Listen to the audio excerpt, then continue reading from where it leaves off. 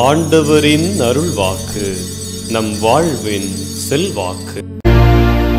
இயேசுவிலே அன்புக்குரிய சகோதர சகோதரிகளே, நம்முடைய அன்றாட வாழ்க்கையில் பல்வேறு காரியங்களை நாம் செய்து கொண்டு இருக்கிறோம்.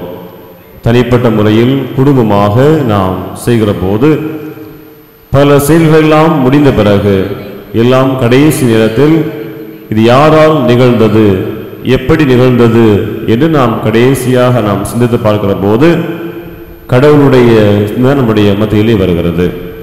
ஆண்டவர் தான் எல்லாவற்றுக்கும் காரணமாக இருக்கிறார் என்று நாம் அதை நிறைவு செய்கிறோம்.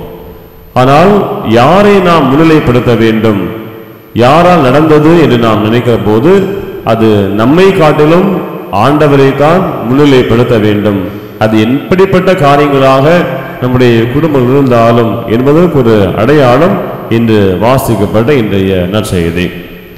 ஆண்டவருடைய வழியை செம்மையாக்குங்கள் என பால் நிலையத்திலே ஒரு குரல் கேட்கிறது என மக்களை திருமுழுக்கு யோவான் தயாரிக்கிற அந்த வேளையில்தான் யூதர்கள் குருக்களையும் லேவிகளையும் அழைத்துக் கொண்டு நீர் யார் என்று எங்களுக்கு பதில் கூற வேண்டும் என்று அவர்கள் அனுப்புகிறார்கள்.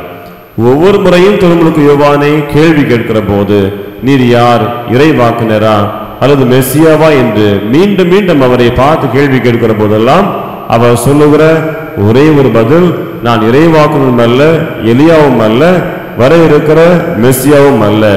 நான் தண்ணீரால் உங்களுக்கு திருமுழுக்கு கொடுக்கிறேன், என்னை விட வலிமைக்கு ஒருவர் இருக்கிறார், நீங்கள் அறியாத ஒருவர், அவர் தூய ஆவியால் உங்களுக்கு திருமுழுக்கு கொடுப்பார் என்று வந்த எல்லா குருக்களிடமும் லேவிகளிடம் அவர் சொல்லி பதிலை அளிக்கிறார். இயேசுவிலே அன்புக்குரிய சகோதர சகோதரிகளே, ஒரு பதிலை சொல்லி ஒரு நொடி பொழுதிலே தன்னை முழுமையாக திருமுழுக்கு யோவான் முன்னிலைப்படுத்தியிருக்கலாம்.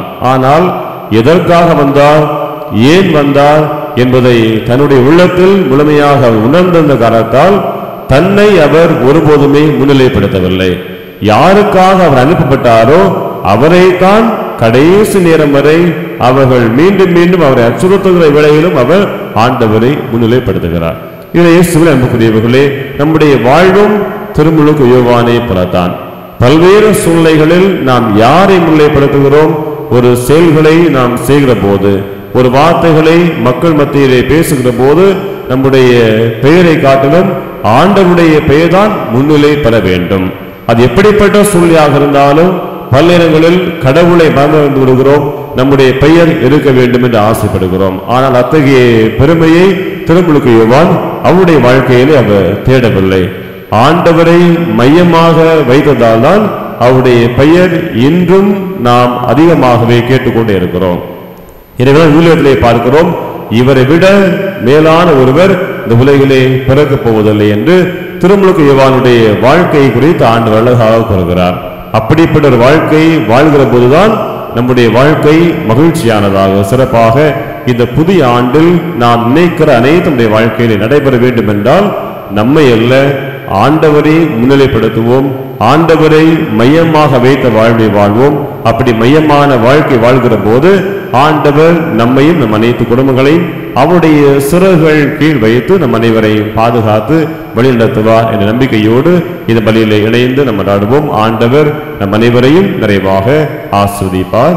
ஆமென்.